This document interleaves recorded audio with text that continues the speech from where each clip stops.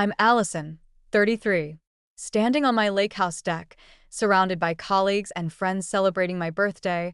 I can't help but reflect on the past year. It's been a journey of self-discovery and boundary setting, a far cry from the person I was before.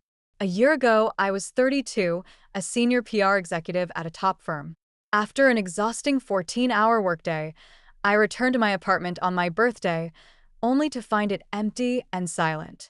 The small cake I'd bought for myself sat on the coffee table, a sad reminder of my family's neglect.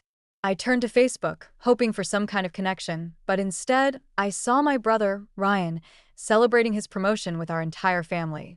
They hadn't forgotten my birthday, they'd simply chosen to ignore it. Memories of past birthdays flooded back. At 11, I'd waited alone at a restaurant for my family to return from Ryan's debate competition. They'd promised to be back in time, but they never showed. At 17, I was sent to my grandma's house on my birthday weekend while my parents toured Harvard with Ryan. And at my college graduation, Ryan's engagement announcement overshadowed my own achievements. Just then, an email notification popped up on my screen. It was my performance bonus for a successful campaign, a whopping $82,000. But before I could fully process the news, my phone rang. It was my mother, asking me to help with Ryan and his wife's anniversary party. When I reminded her that it was my birthday, she seemed genuinely surprised, as if it was just a minor oversight. That's when I realized that I'd been living in the shadow of my brother's life for far too long. I'd always been the responsible one, the one who worked hard and achieved success, but I never felt truly valued by my family. Something inside me shifted that night, and I knew that things had to change. A few days later, I accidentally stumbled upon a family group chat. My father had suggested that I contribute at least $20,000 to Ryan's anniversary gift, and my mother agreed, saying that it was time for me to support the family. They couldn't even spell my name correctly in the chat, a clear sign of how little they cared about me. My friend, Lily, noticed my distress and reminded me that I'd earned my bonus through hard work. And just then, my boss, Mr. Thompson, walked in with some great news. The campaign I'd worked on had resulted in a 41% increase in the client's quarterly revenue, and the board was thrilled. He'd fought for my bonus, and I'd earned every penny. Despite the support from my friend and boss, Ryan still called me, asking for a favor.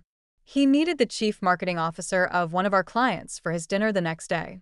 I told him I'd see what I could do, but I was starting to feel fed up with his constant demands. That evening, I stopped by Mrs. Johnson's apartment. She was an elderly neighbor who'd become like a family member to me.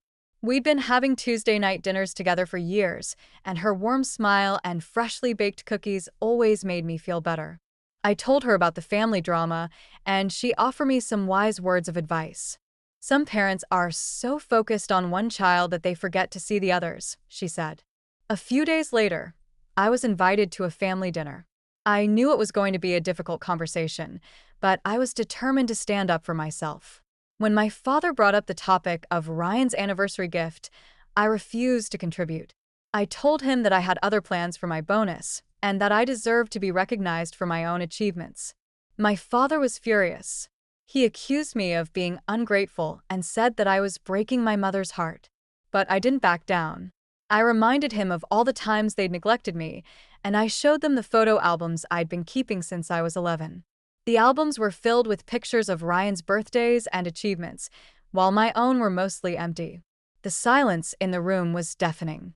My father finally admitted that they'd favored Ryan, but he said it was because he was carrying on the family name. My mother started to cry, and for the first time, I saw a crack in their perfect facade. I left the dinner that night feeling both liberated and scared. I'd finally spoken my truth, but I knew that it would come at a cost. Over the next few weeks, my parents called and texted me constantly, trying to convince me to change my mind. But I stood firm. I knew that I needed to prioritize my own happiness and well-being. During this time, I started looking for a place of my own. I'd always dreamed of having a lake house, a place where I could escape from the world and focus on myself. And when I found the perfect house in Michigan, I knew it was meant to be. I used my bonus to make a down payment on the house, and with the help of my excellent credit, I was able to secure a mortgage. Mrs. Johnson accompanied me to the closing, and she told me that I was doing the right thing. Sometimes you have to build your own family, she said. I spent the next few months transforming the lake house into my dream home. I filled the walls with framed awards and photographs of my achievements, and I created a special space for myself in the master bedroom. I even hosted a housewarming party, inviting only those who had supported and celebrated me. As I look back on the past year, I realize that it's been a year of growth and transformation. I've learned to value myself and to set boundaries with my family. I've also discovered the importance of surrounding myself with people who truly care about me.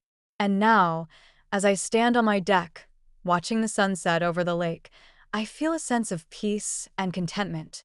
I've given myself the gift of self-love and self-acceptance, and it's changed everything.